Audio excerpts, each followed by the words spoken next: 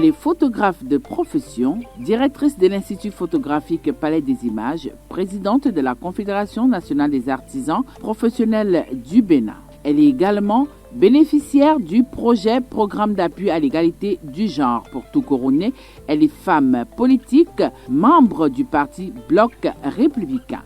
Celle que nous recevons ce samedi après-midi est Lali Sohanzo Françoise. Chers amis internautes, c'est elle qui est notre invitée sur Politiquement Féminin ce samedi sur ESAE Télévision. Je vous demande d'acclamer notre invitée.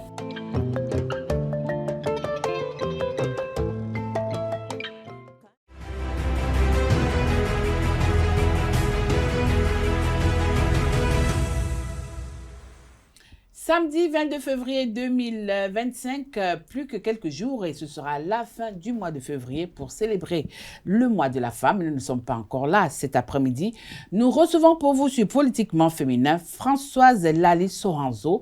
Elle est photographe de formation, femme politique, femme leader. Bonjour. Bonjour, madame la journaliste. Avec elle cet après-midi, secteur de l'artisanat au Bénin. Quels sont les défis de l'heure? Alors, Madame Lali, l'entretien, ce sera avec moi.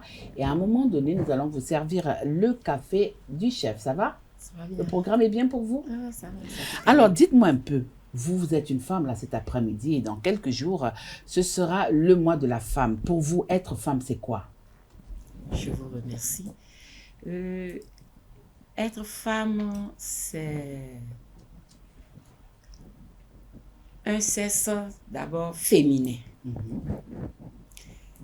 Et être femme, c'est être en accord avec sa douceur. Être femme, c'est avoir la créativité. Répondre positivement à des tâches qui lui est conférée.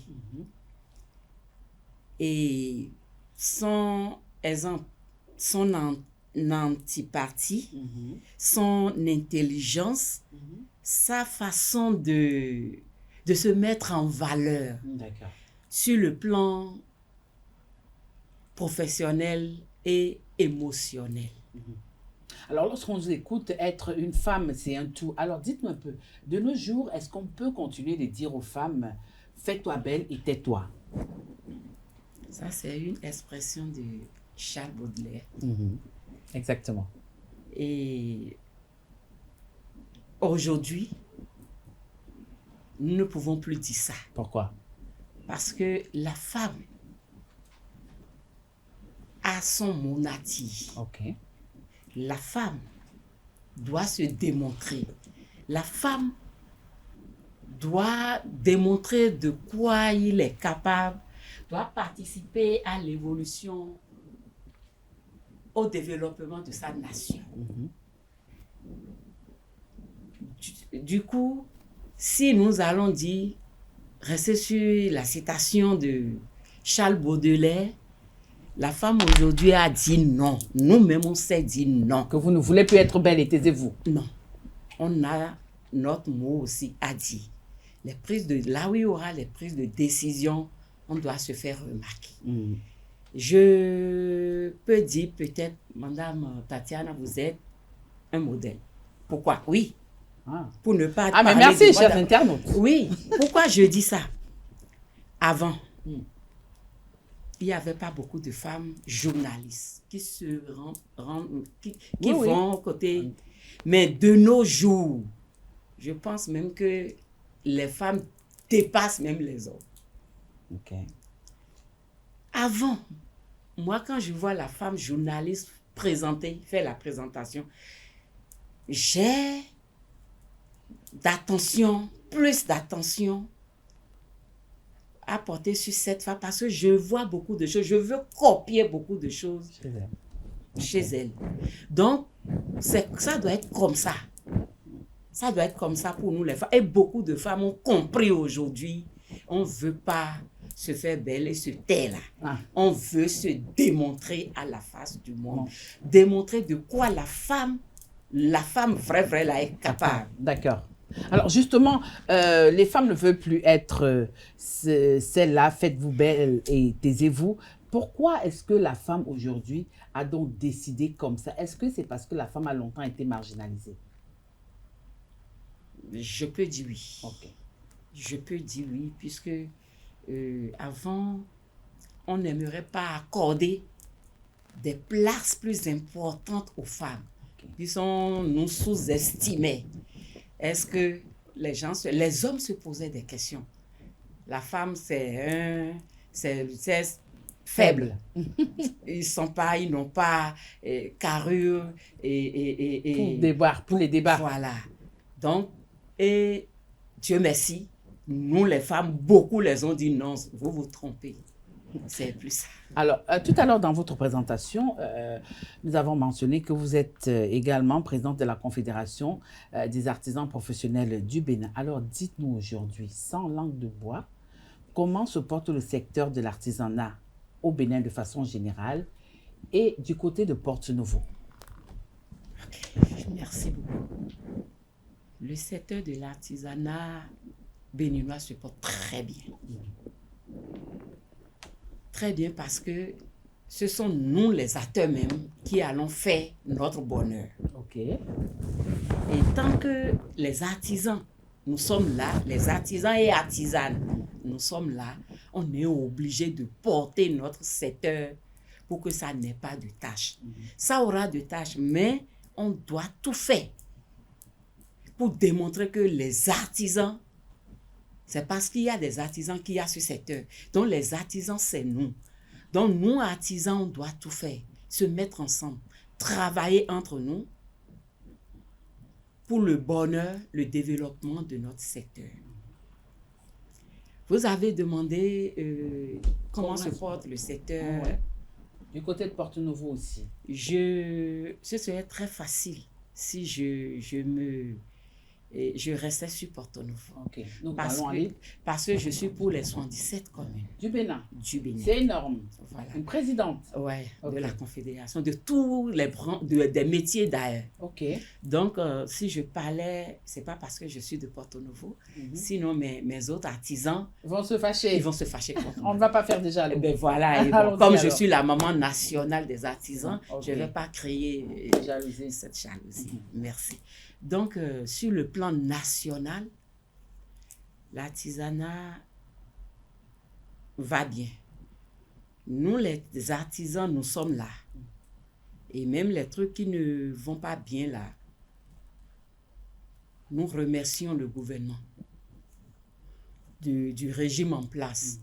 À sa tête, son Excellence, le président Patrice Athanas Guillaume Talon, qui a amené des réformes salutaires dans le secteur de l'artisanat.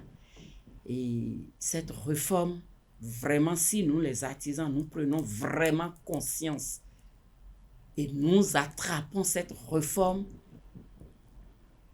les artisans ne vont plus jamais chaud. On sera envié par les autres pays. Vous serez en haut.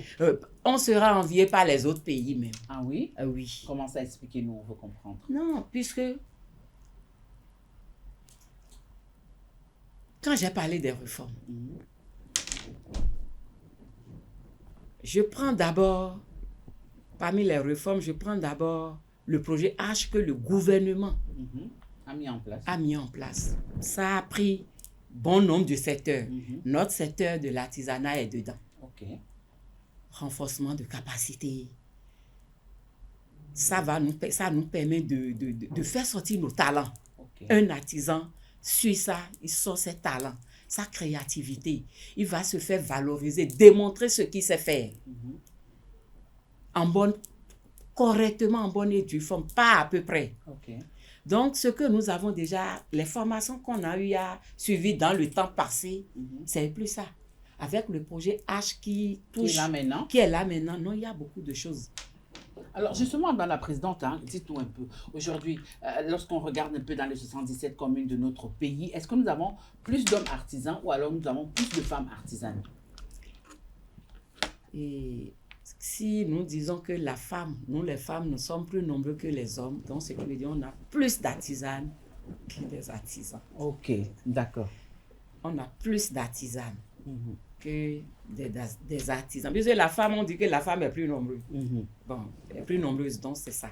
Alors, justement, aussi, dans votre présentation, nous avons mentionné que vous êtes quand même la présidente de l'Institut national de la photographie. Dites-nous un peu, avant de continuer dans notre entretien, qu'est-ce qui vous a conduit, vous, à la photographie? Quand on sait que jusqu'à il n'y a pas longtemps, c'était quand même un secteur essentiellement masculin où on se rappelle encore dans les années 98, si j'ai bonne mémoire, peut-être que le loup va me rectifier tout à l'heure, on comptait à peine 5 ou 6 femmes qui étaient vraiment des photographes professionnels dans notre pays.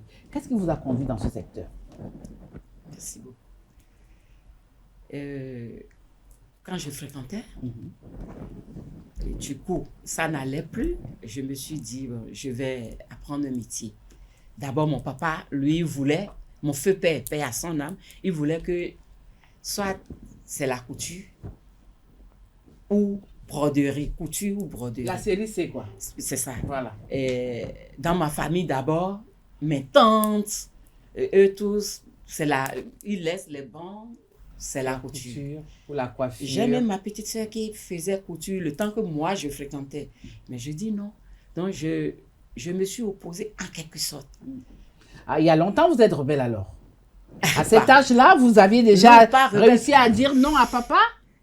Bon, allons-y. Madame Tatiana, pas rebelle. Mais il va falloir choisir ce que mon Vous n'avez pas voulu qu'on choisisse pour vous. Voilà, d'où le mot rebelle que je vous ai attribué. Mais vous reconnaissez que vous n'étiez pas rebelle. Alors, continuons. Donc, j'ai dit, je veux faire la photographie. Mon papa s'est opposé. J'ai dit, non, c'est ça que je veux faire. Finalement, il m'a laissé. Donc, pourquoi j'ai choisi ce métier? Il est bien vrai. Je vous disais avant que j'ai du plaisir à voir la femme journaliste. Faire la présentation à la télé, je suis. Donc, ce genre de trucs-là Ça te fascine? Oui. Malheureusement, je n'ai pas poussé mes études trop loin qui peut m'amener à être une femme journaliste. Mais vous êtes présente aujourd'hui. C'est donc, donc, c'est les trucs comme ça là. Et en ce moment, il y avait une dame, une seule dame. Elle vit encore. Elle est en France aujourd'hui.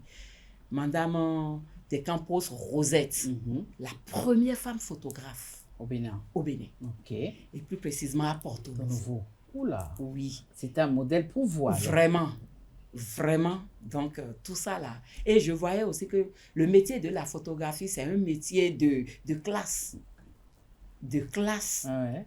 Toujours pimpant. Oui, toujours propre. Bien sapé. Voilà. C'est toi là où beaucoup de gens ne peuvent pas aller étant un journaliste ou bien un reporter, tu as la facilité d'y aller. Okay. Là où, par exemple, le chef de l'État serait, avec mon métier de photographie, là, j'ai la facilité de pénétrer là pour travailler. Alors, dites-nous, durant tout ce temps-là, c'est vrai que vous n'avez pas laissé la photographie. Quelle est l'image, quelle est la photo que vous avez prise et qui vous a marqué jusqu'aujourd'hui? Je vous remercie. La photo que j'ai fait une prise là, depuis mon apprentissage. Okay. Et c'est ça qui m'a donné le courage de me faire plus valoriser. C'était en 1997. Ok. Et cette seule prise de vue là, ça a fait que je n'ai pas encore eu mon parchemin, mais j'étais en congé de libération dans le temps. C'est ça qui a fait que j'ai compéti avec des patrons de presse, de photographie, ouais. Et j'ai remporté le premier prix. Non. Oui. Si je savais que cette question allait sortir, j'allais venir avec l'album et avec les photos, tout. D'accord. En 1997. En ce moment, j'étais encore apprenti, mais déjà en congé de libération. Et qu'est-ce que vous avez filmé? Quelle est la photo que vous avez prise? La photo, je suis allée travailler à Kiton. J'ai pris un paysage. Okay. J'étais en promenade avec des gens. Les gens sont en tourisme et je les ai suivis. Okay. Et c'est comme ça j'ai pris la photo. J'ai pris toutes mes précautions. Je ne savais même pas qu'il y aura un concours. Mais du coup, le concours, ils ont lancé le concours. J'ai dit, je vais pousser ma curiosité et participer. Ok. Juste sans penser même que j'allais remporter le prix. Donc, c'est comme ça que j'ai fait la photo. La photo là que j'ai prise. Et puis, quand ils ont lancé le concours maintenant, là, j'ai fait d'autres recherches. Mais c'est la photo que je n'avais même pas pensé Qui vous a fait gagner? faire compétition avec, qui m'a fait gagner. Alors aujourd'hui, dites-nous un peu, est-ce que l'artisanat nourrit son homme aujourd'hui dans notre pays?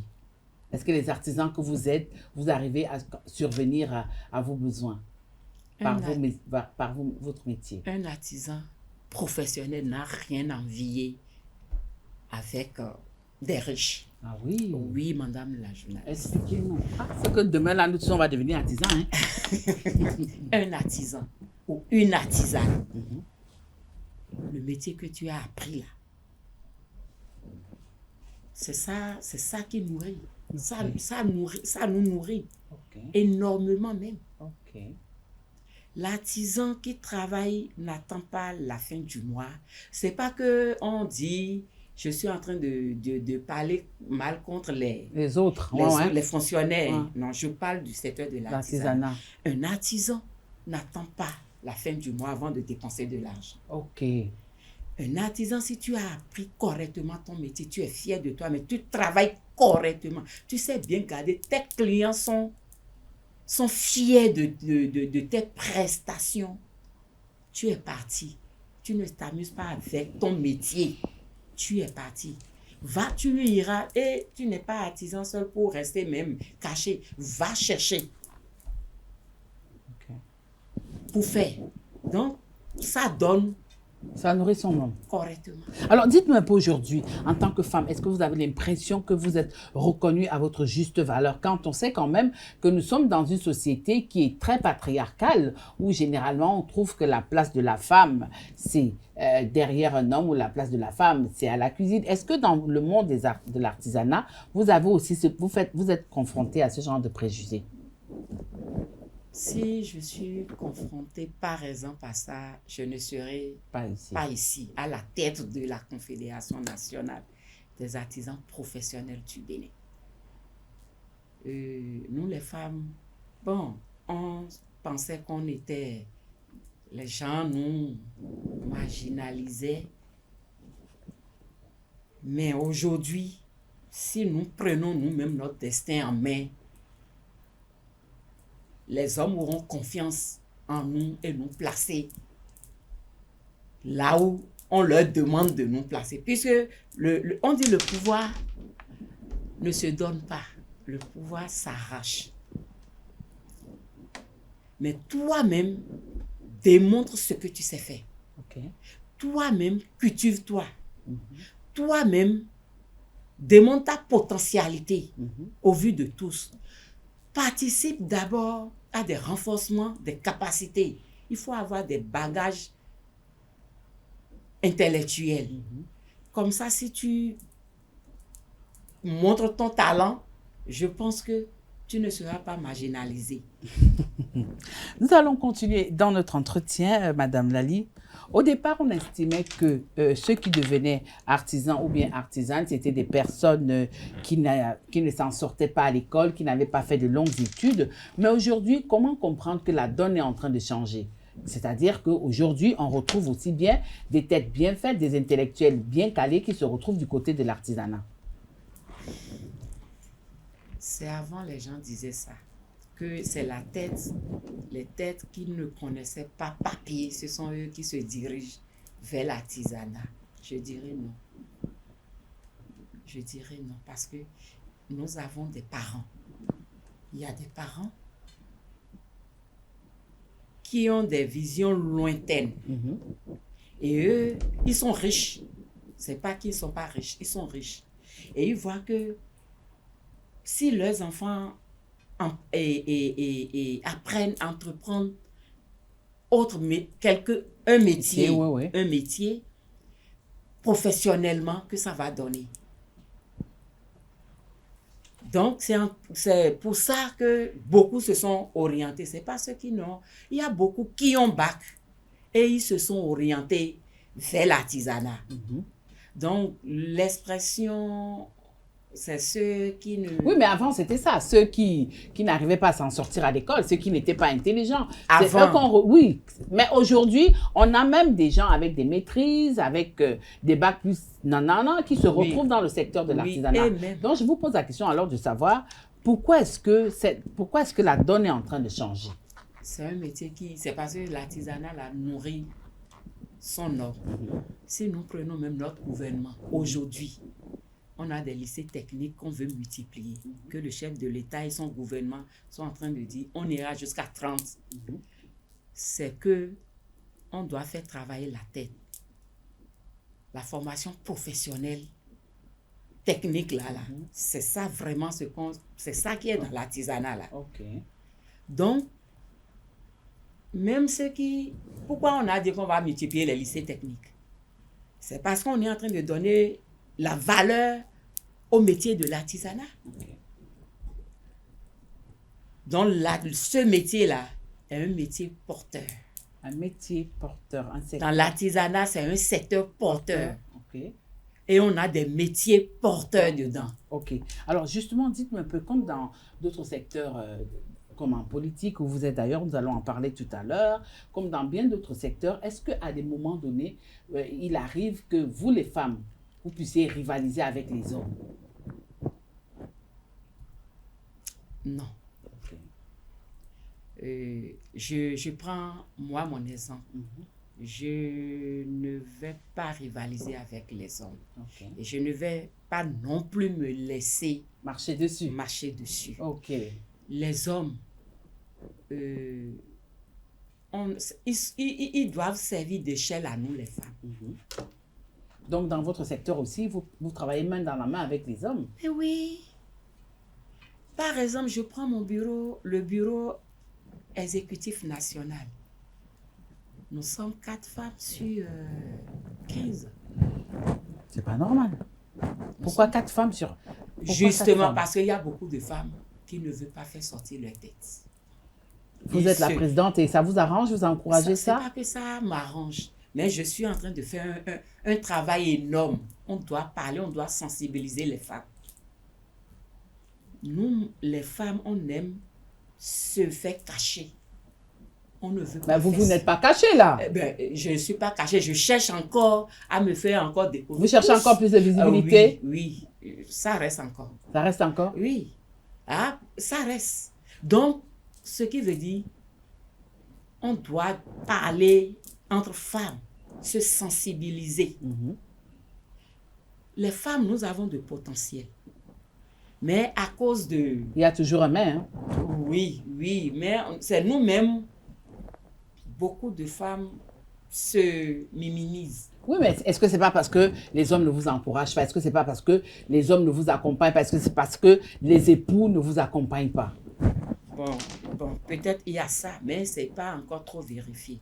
Il y a d'autres époux qui encouragent leurs femmes, leurs épouses. Vous êtes encouragée par le vôtre? Je suis encouragée. Et même ma famille, mes enfants. D'accord. Mais quand tu as des gens qui t'encouragent, ça te donne l'engouement. Mais il y a d'autres femmes encore qui ont des gens qui vont les encourager eux-mêmes avec. Ils disent non. Ils se mettent dans leur tête. Est-ce que je peux? Est-ce que je pouvais? Oh, la femme ne doit jamais dire ça. Je peux. La femme ne doit jamais dire que je vais essayer. Je vais parce essayer. Parce qu'essayer, c'est échouer. C'est échouer.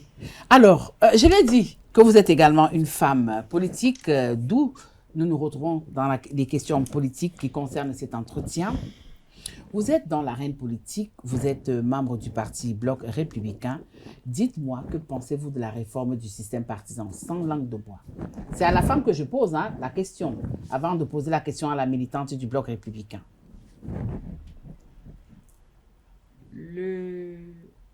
La réforme du système partisan, pour moi, est la bienvenue. La bienvenue, premièrement, parce que ça assainit les partis politiques. Puisque avant, on a des petits partis politiques. Que les gens m'excusent. Et les gens sortent du néant à l'approche des élections pour dire je vais être candidat, je vais être candidate, tout et tout, dans le passé. Aujourd'hui, avec ça, c'est plus ça. Ça amène des gens à être un bon militant dans un parti, dans son parti politique. D'accord. À mieux travailler, puisque si tu ne travailles pas bien pour ton parti que toi-même tu as choisi, et c'est ton parti, puisqu'il y a des chances qu'ils pensent des fois, s'il y a n'importe quelle chose, un peu de mésentente, je vous laisse votre parti. Ça sonne mal chez moi. Okay. Le parti, c'est mon parti, c'est pour nous tous, c'est pas pour quelqu'un. Okay. Donc nous tous, là, on doit rester autour de notre parti pour chercher l'avancement de notre parti, pour aller faire gagner notre parti lors des élections. Comment vous vous êtes retrouvé en politique? Pourquoi vous avez décidé que, bon, là maintenant, là, il faut que j'aille percer le mystère qui se passe de ce côté-là? Qu'est-ce qui vous a emmené en politique? La politique, d'abord, ma famille le font. La politique, quand je vois les femmes qui font la politique, ce sont les femmes qui m'ont incité. Ok. Certainement, vous avez eu des femmes modèles? Oui, j'ai des femmes modèles. Ok. Premièrement, d'abord, la toute première femme ministre qui, quand je regardais, je fréquentais et je regardais télé dans le temps, c'était Feu, Madame la ministre et Karim Rafiatou. Et dans le temps, elle nouait même le pain sur t-shirt. Dans le temps. Et quand je la vois, elle était là, toute première, je dis, oh. Et après, j'ai encore d'autres femmes. Ok. Telles que, par exemple, Madame Maître Marie-Élise Bédo, je la suivais tout et tout. On vous a vu dans une photo aussi avec Viera Soglo, Rosine Feu, Viera Soglo. Madame Célestine Zanou, ces femmes-là, avant de venir sur les Madame Adidja Toumatis, la ministre, Madame Sophia Tchanou, je vois Madame Onifade, Baba Moussa, Madame Rekiat Madougou, ce sont les femmes politiques qui font tout ça là, c'est elles qui vous ont galvanisé? Ça m'est cité. Ok. Et je me dis aussi, je vais aussi faire sortir ma tête.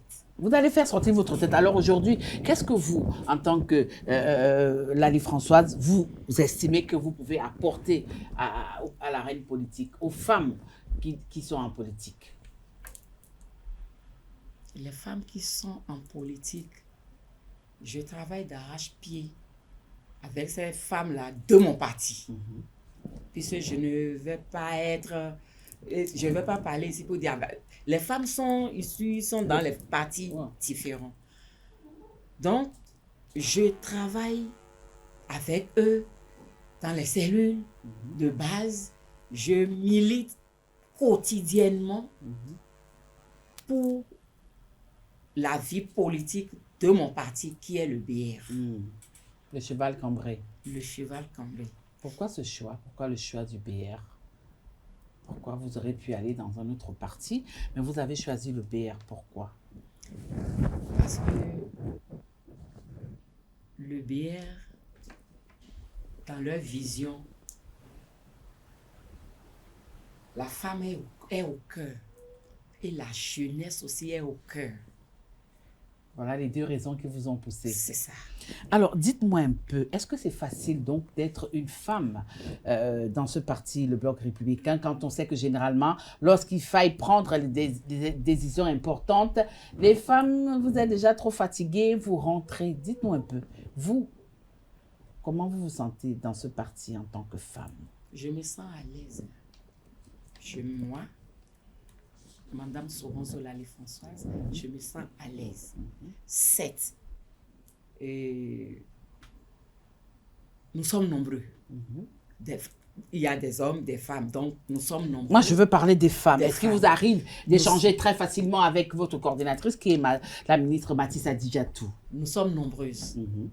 Ou alors avec la députée Sophia Tchanou, alors Onifade Baba. Dites-nous un peu comment ça se passe. Nous sommes très nous les femmes, on est très à l'aise à échanger sur politique avec eux. Ok.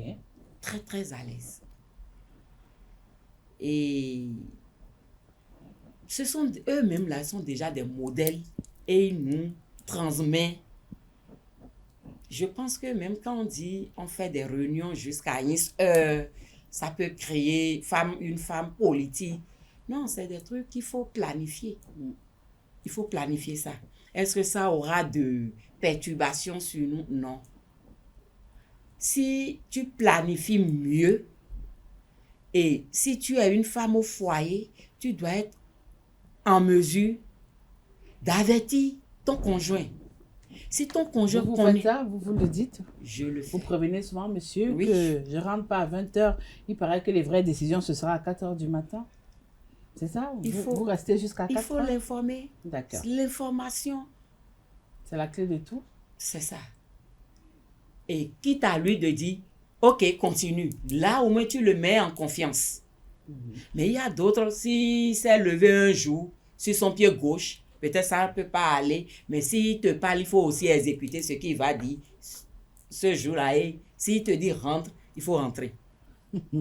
Alors, est-ce que vous faites partie de ces femmes qui se retrouvent dans les partis politiques, qui se tournent et les poussent, qui arrivent, qui applaudissent et qui repartent, ou alors vous faites partie de cette catégorie qui font entendre leur voix? J'ai une vision, moi. Laquelle? Se faire entendre. Ok. Ma voix, là, doit porter. Même là où il y a 1000 personnes, je dois me faire remarquer. En politique, je sais, je me bats. Je me bats et en me battant, si ma voix doit porter, se faire entendre, je dois travailler. Je dois travailler correctement pour mon parti d'abord. En faisant ça... Vous tenez à ça, hein, travailler pour votre parti d'abord. Forcément pour mon parti. Je ne peux pas faire autre chose pour une autre personne. Pour une autre personne ou bien autre chose qui ne répond pas aux idéaux du parti. D'accord. Et dit que je veux me faire entendre. Non. Je travaille. Travailler politiquement. Chercher à faire les... Donc, tous les week-ends, vous êtes sur le terrain. Vous échangez avec la base.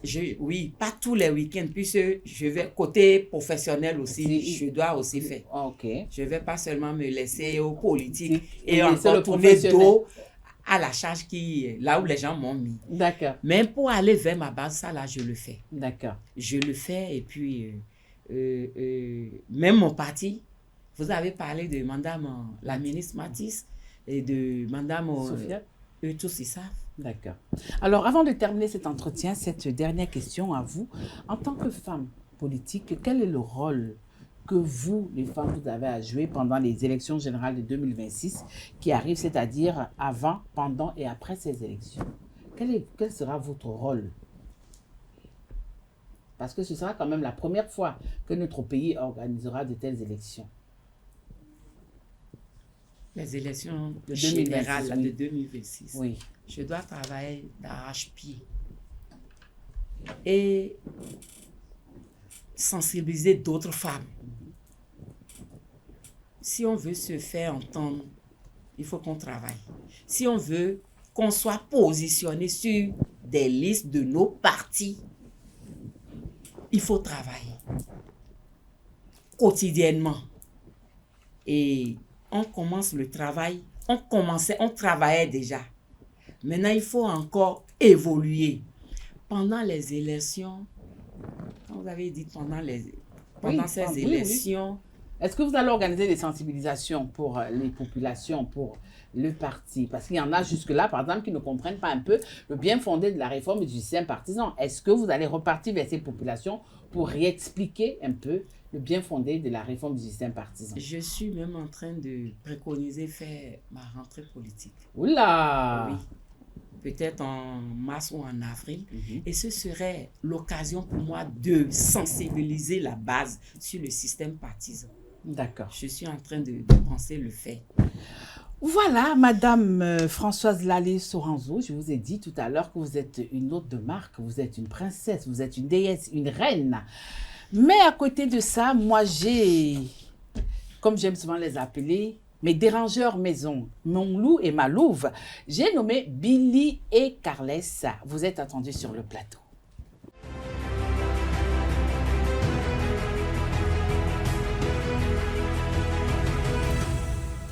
Voilà, comme je vous l'annonçais, ils viennent de s'installer. Il s'agit de la louve Billy. Bonsoir Billy. Bonsoir Tati.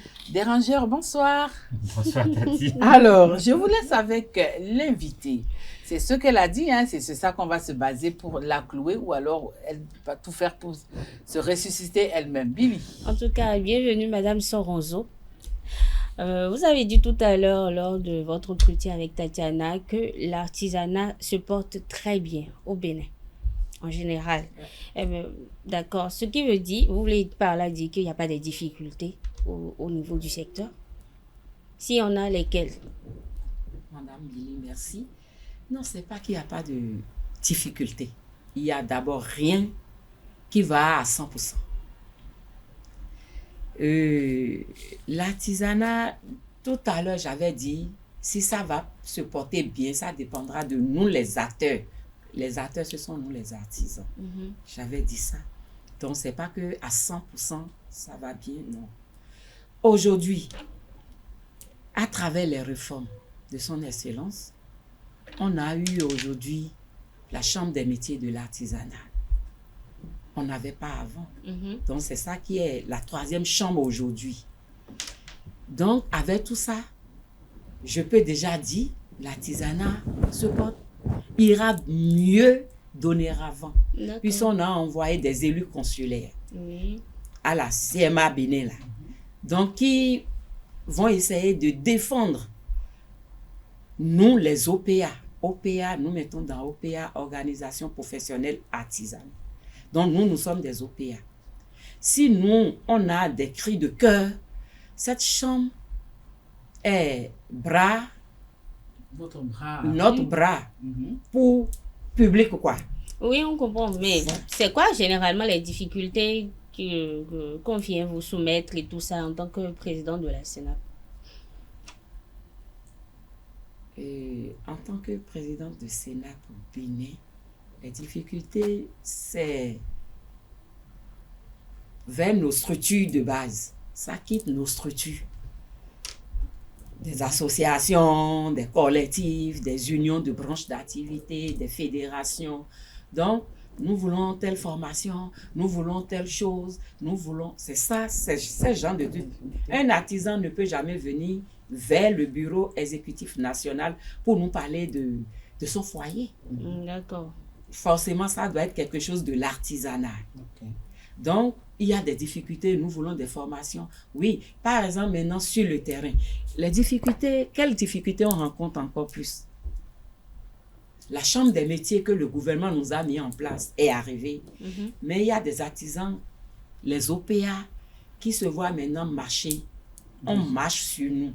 Oh, ce n'était pas, je pense, nous, en tant qu'artisans, c'est pas la vision du gouvernement. C'est pas ça leur vision, de marcher sur nous, les OPA, c'est pas ça. Mais certains se sentent marginalisés. Ce sont des gens, les élus, nos représentants, ceux qui iront nous défendre, qui nous fait peut-être baver. Ok, d'accord. Donc, il n'y a rien à reprocher au gouvernement. Non, il n'y a rien à reprocher au gouvernement. Le gouvernement fait tout très bien en ce qui concerne votre secteur. Ça va, vous n'avez rien à leur reprocher. Bon, sinon, eux, ils n'ont pas mis la chambre. Si on a une autre chambre, c'est pour le bonheur des artisans béninois. Et selon vous, cette chambre-là, elle est déjà suffisante pour régler ce que vous avez comme besoin et répondre à vos attentes et tout ça? C'est pas cette chambre-là qu'on aura de réponse à nos attentes. Ça n'a pas encore commencé. Mais ça n'a pas encore commencé. On a mis cette chambre en place en 2022. Donc, mais ça fait quand même 3 ans. Là, vous trouvez que ça va, c'est gérable? C'est pas tout à fait gérable. Merci. Ok, Madame Françoise Alice Soanzo, vous êtes une responsable dans le monde artisanal. Et en plus, vous êtes d'abord photographe à la base. Et je sais qu'aujourd'hui, c'est un métier qui est menacé entre griffes. Et là, nous parlons des défis de l'heure. Quels sont les défis de la photographie au Bénin actuellement? Vous avez touché à ma sensibilité, là. C'est ça le but. Oui, je suis photographe à part entière. Mais aujourd'hui, notre métier de photographie, ça bascule à l'avènement de la technologie. La technologie a évolué. Nous voulons la technologie, mais ça a joué sur certains métiers. Ça, je peux dire, premièrement, c'est mon métier. Puisque quand le téléphone portable Android sont arrivés, ça a basculé, mais pas totalement, puisque le professionnel est toujours professionnel. Ah ouais. Ah ouais. Il y a le professionnalisme. Moi qui suis ici aujourd'hui, je travaille tout seul. Le week-end prochain encore, je vais travailler. Quand bien même on dit que les gens travaillent avec des tablettes et portables, si tu es professionnel, démontre ce que tu sais faire. Donc même si ça dandine, si tu as confiance en ce que tu fais et tes clients te font confiance, tu t'en sors. D'accord. Politique. Vous êtes membre du bloc républicain.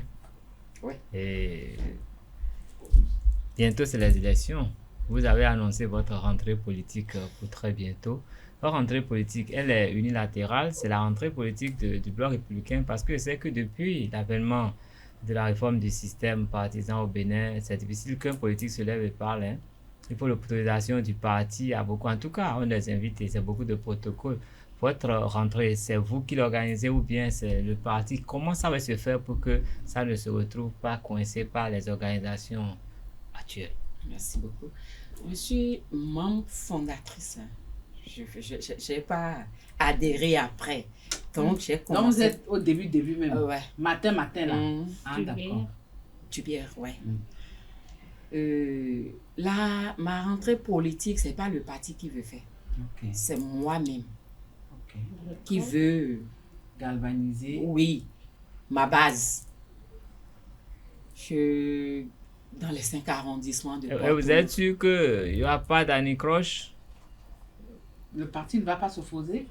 Ça va pour le bonheur même de mon parti en question. Ça va pour le bonheur de mon parti. Vous avez déjà eu l'onction du parti? Je vais parler du système partisan aux gens qui ne maîtrisent pas mieux. Ça fait le bonheur encore. Ça va pour le parti. Ils vont même applaudir. Ce qui veut dire... Oui, vous parlez au futur. Moi, je parle au présent parce qu'on a vu beaucoup de gens, des gens qui nous ont donné leur accord, même pour venir nous parler ici. Mais après, le parti n'est pas d'accord. Il n'est pas le porte-parole, il n'a pas le droit à la parole. Donc, ce n'est pas parce que vous avez de bonnes intentions. On ne marche plus sur les bonnes intentions maintenant avec cette réforme-là. En tout cas. Non, c'est pas que je vais me lever sur les fers. Non. Okay, d'accord. Je vais me rapprocher des... Aujourd'hui, la 19e circonscription a pour coordonnatrice Madame Baba Moussa Onifade Sofiat. Je vais me rapprocher d'elle. Et si elle a même des conseils, elle va me donner. J'ai l'honorable Tchanou là. Je vais me rapprocher d'eux. Et d'autres. Mais ça, c'est mon activité propre. Ok, vous avez évoqué tout à l'heure sur le plateau quelques noms de femmes qui ont fait la politique au Bénin, qui vous ont inspiré. Mais dites-moi, à qui avez-vous envie de ressembler parmi toutes les femmes politiques qui ont fait le Bénin? Paix à son âme, Mémé Vieira Soglo. Paix à son âme, vraiment. Pourquoi? C'est une femme audacieuse. Il faut de l'audace en politique. Ouais. À tous les prix. À tout prix et à tous les prix. Ah ouais? Ah, là. Je crois que j'ai une réponse à ma question. Je vais revenir sur ce que je demandais tout à l'heure. Concernant votre vie familiale, par exemple, vous avez dit tout à l'heure, avant de parler de vie familiale, vous avez tout à l'heure dit que vous n'avez pas fait, vous avez été vous avez fait la photographie, donc vous n'avez pas fait de longues études et tout ça, et vous encouragez, félicitez même le fait que le gouvernement fasse la promotion des écoles techniques et tout ça. pour permettre à ceux qui sont artisans ou qui ne veulent pas, ceux qui veulent travailler dans ce domaine, de se sentir bien. Mais ça me pousse quand même à vous demander s'il faut choisir ou il faut conseiller un jeune enfant entre faire de longues études et entrer directement dans l'artisanat. Vous allez vraiment l'encourager à aller à l'artisanat directement ou vous allez lui dire de faire de longues études pour son avenir. Merci, Madame Billy. Les deux vont de pair. D'accord. Les deux vont de pair. Et plus la formation professionnelle, technique, là, ça donne à manger. Ok. Oui. Donc, Rapidement d'ailleurs, ou bien? oui, rapidement. Rapidement. Puisque tu peux avoir le bac, et si tu avais déjà fait les électriciens, là, Je comprends. au Le lycée CAP. technique, tu vas faire dépannage rapidement, tu trouves de l'argent. Hein. Donc, Ok. on peut faire les deux On à peut la faire, fois. oui. Ma dernière question, combien d'enfants vous avez? Parmi vos enfants, combien veulent faire comme vous? Choisir le côté artisanal. Je suis mère de deux garçons. Mhm. Et les deux même, la photographie, c'est leur affaire aussi. Ils font de la photographie. Ouais, puisque ils sont des universitaires aujourd'hui. Mais À des moments perdus, quand ils veulent facilement avoir C'est le là. Ils ont tcha-tcha-tcha. hérité ça de maman. de maman, de D'accord. moi-même. D'accord. Merci. Carles? Je suis content de l'avoir dit. Sa fierté, je lis de la fierté dans son regard et ça me plaît beaucoup. Oui, mais dites-moi, vous avez la chambre des métiers et tout, et vous avez souligné vous-même au Bénin, quand quelqu'un devient chef là, il fait chef jusqu'à écraser les gens sur qui il doit être, dont il doit être le chef. Donc ça pose des problèmes. Dites-moi concrètement, qu'est-ce qu'il faut aujourd'hui pour sauver l'artisanat au Bénin? Je vous remercie. On a parlé de la chambre des métiers. Oui. C'est le moment pour moi, c'est une occasion pour moi de lancer de rendre un vibrant hommage au président de la CMA Bénin, à notre président, M. Imoru Sofiano, qui est le président de la CMA Bénin. Et je lui dis, je suis la fêtière des OPA. Et je passe ici pour lui dire que les OPA passent par la voix de la présidente de la Sénat Bénin pour lui dire on va travailler la main dans la main pour le bonheur des artisans béninois. La Chambre des métiers de l'artisanat, c'est pour tous les artisans. C'est pour nous les artisans. C'est notre maison. C'est notre chambre. Travaillons, puisqu'on a déjà dit, ça vient entre nous-mêmes si le secteur ne va pas bien, puisque les ministres, le gouvernement ne viendra pas travailler pour nous les artisans. C'est nous-mêmes. Donc, il faut que nous voyons et pour que vraiment il y a de l'ambiance, de travailler la main dans la main pour accompagner la chambre qui est là, qui est notre chambre là. Oui. Que le président Sofiano Imoru est le président, il est en cours de son mandat pour qu'il termine bien son mandat en beauté. Tous ces artisans lui demandent ça. Tous ces artisans veulent il est le papa. Oui. Nous sommes ses enfants. Ce qui se passe, c'est pas encore ça. Je préfère le dire, j'ai l'occasion, et si on parle de l'artisanat, et je ne viens pas dessus, c'est pas ça. Nos élus consulaires, il n'est pas le seul, il est élu consulaire. Nos élus consulaires, on a eu 80, on les a envoyés. Ce que les OPA attendent de vous, on ne va pas encore. On ne dit pas qu'ils ne travaillent pas, mais on ne voit pas encore. Il ne faudrait pas qu'il y ait encore de discorde entre nous. Il y avait le secteur privé, puisque nous, c'est le secteur privé. Il y avait le secteur privé, ils avaient pris par le secteur privé, on les a envoyés là-bas. Maintenant, reconnaissez toujours que le secteur privé existe. La CMA Bénin n'est pas arrivée pour marcher sur le secteur privé, pour broyer le secteur privé. Le secteur privé est structuré de la base jusqu'au sommet. Et s'il y a des trucs pour toucher les OPA, ils ont leur fêtière. Toucher les fêtières pour avoir les OPA, pour que la chambre même le gouvernement qui a mis la chambre en place puisse applaudir pour dire qu'il ne s'est pas trompé pour pouvoir mettre cette chambre en place. Et ça dépendra de tout. Autrement dit, vous leur demandez de travailler en tenant compte de l'homme. En mettant l'homme au cœur de leur mandat. Merci, madame. Voilà, le duel, c'était donc avec le loup et la louve. Nous sommes pratiquement arrivés à la fin, je dis bien pratiquement. Mais avant de partir, comme tous les samedis, Carles a ce privilège de nous faire le résumé de l'émission. Carles.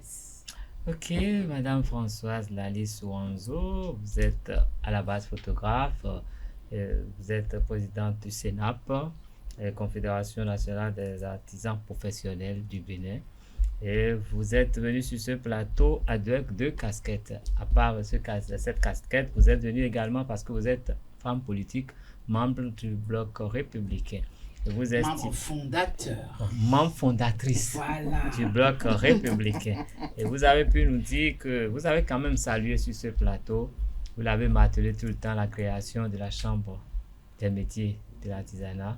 Et vous estimez que c'est une bonne trouvaille de la gouvernance pour organiser le secteur artisanal et vous permettre de bien vous sentir dans vos métiers.